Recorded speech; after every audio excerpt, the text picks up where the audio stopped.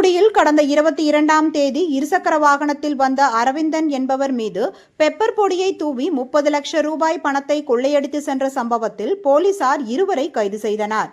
தனிப்படை அமைத்து குற்றவாளிகளை போலீசார் தேடி வந்த நிலையில் பல்வேறு குற்ற வழக்குகளில் தொடர்புடைய காரைக்குடி சுப்பிரமணியபுரத்தை சேர்ந்த கிருஷ்ணமூர்த்தி, காளையார் கோவிலை சேர்ந்த செல்வகுமார் ஆகிய இருவரையும் கைது செய்து நடவடிக்கை மேற்கொண்டனர்.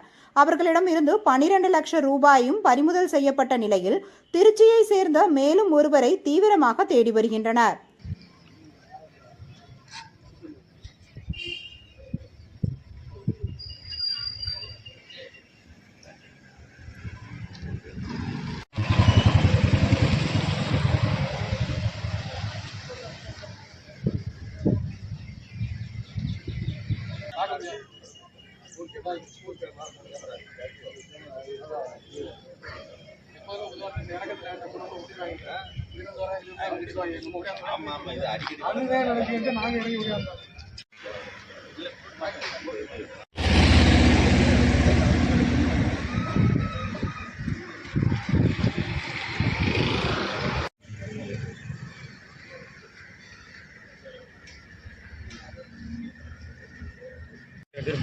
செருப்புல கிடக்காதா?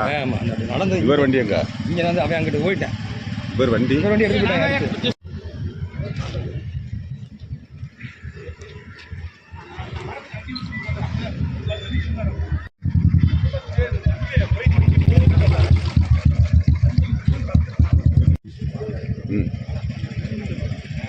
அந்த பின்னாடி